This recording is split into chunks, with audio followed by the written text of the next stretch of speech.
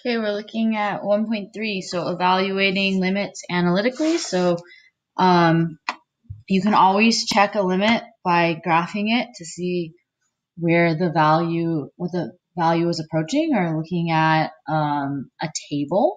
But today we're going to use, some algebra to figure out our limits. So today's lesson is about direct substitution. So when I plug in a value into my function, what value is it getting close to? So a couple of things. So if I have the limit of a constant, then that always equals a constant at any value. So like the limit of 23, that would be a graph at like 23. So then when x equals 4, the limit is still 23. So the next is the limit of x at x equals c is always equal to c. Well, yes. What does x equal? Looks like that, right? So at some value c, the output is also going to be c. So the limit of x as x approaches 7 is 7. So x to the n as x approaches c is c to the n. So again, I just go ahead and do my c value is 4. So that's my x value from before. And then that's going to be raised to the third power. And that's it. Next, a couple more limit properties. So we can multiply a limit by a scalar. So the limit of x as x approaches c of my scalar b times f of x is just b times L. Okay, so remember, if I have this, and then I multiply it by a scalar, that just gives me, I'm just multiplying by a constant. Okay, so the limit as x approaches c of f of x plus or minus g of x would be, okay, L plus k. So I'm using these two functions here. Okay, f of x times g of x, well, that would be the limit of one times the limit of the other. Okay, same deal. If I'm dividing, that would be the limit of one over the limit of the other. Lastly, if I have the limit as x approaches c of f of x to the n power, that's the same as the limit raised to the n. Okay, so just a couple little rules for you that we're going to use down here.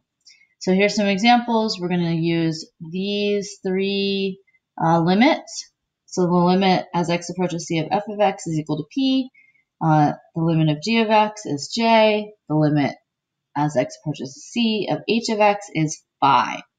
So using our rules from above, if I have the limit of f of x plus g of x as x approaches c, well, f of x's limit was p, so I'm going to get p plus the limit of g of x is j.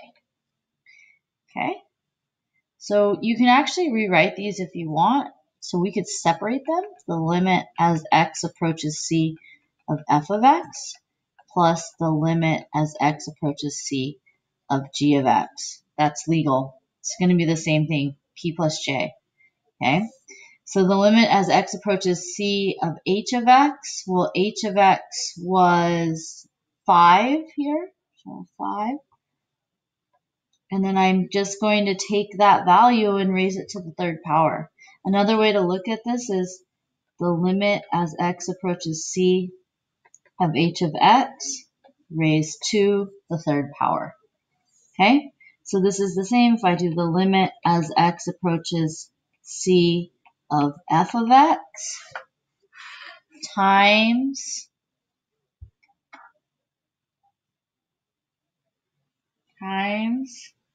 g of x.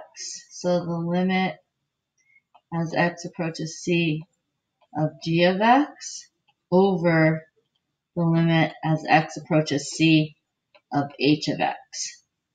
Okay, oh, out of space. Okay, so f of x, this limit is p, so this will be p times g limit is j, and h of x would be divided by 5. And that's it. Okay, next, the limits of trig functions. So the limits of trig functions are the same. If we think about as long as the function is continuous, so that it's continuous at that point. So we're first going to look at the limit of tangent of x and at 0. And if you remember what tangent looks like, you know that the limit is going to equal 0 because it looks like this. Remember the snake up asymptotes on both sides. So the value is approaching 0. So, but let's break this down a little bit more. The tangent of x is the sine of x over, you know what? This is bad math. Here we go. We're going to do the limit as x approaches 0 of the sine of x over the cosine of x. And I remember that if I direct substitute, so now that I'm direct substituting in the value, I can drop the limit operator.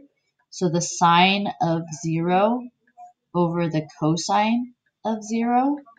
Sine at 0 is 0, and cosine of 0 is 1, which gives me 0. So I have the limit is 0, which we said before. Okay, the limit of x times the cosine of x at x as x goes to pi. So I'm going to go ahead and just direct substitute and see what I get. Okay. So what I know is once I direct substitute, I can drop the limit operator. So I get, instead of x, I'm going to write pi times the cosine of pi. Okay. And I know pi is just pi, and cosine of pi is -1. So I get the limit is -pi. Last one. Let's direct substitute in for x. Again, we can drop the limit operator once we do that. So the sine of 0 and then all of that squared. The sine of 0 is 0. So this is just equal to 0. You should be able to check these graphically and they should match.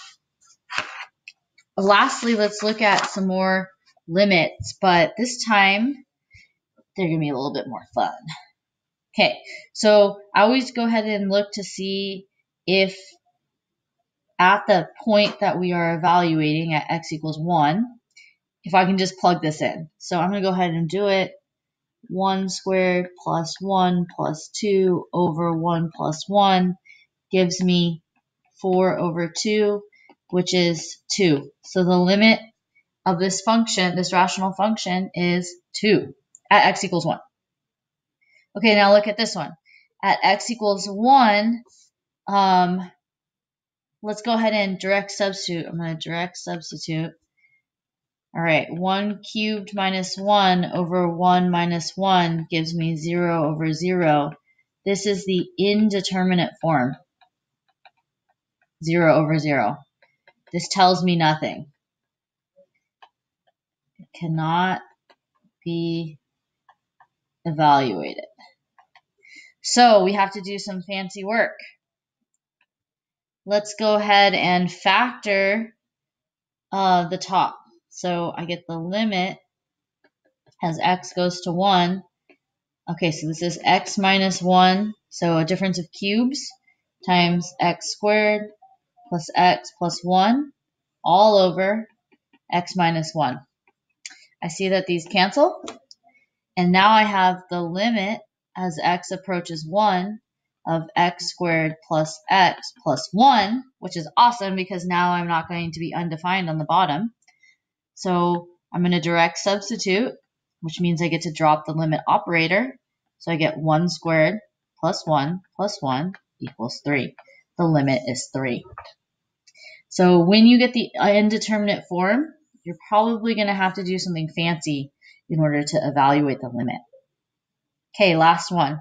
I get this crazy thing. Let's go ahead and direct substitute. See what happens. Okay? I get the square root of 0 plus 1, which is 1, minus 1 over 0, which gives me 0 over 0. And what is this called? This is the indeterminate form. Okay, we need to do some factoring or something, but I have this crazy looking root thing.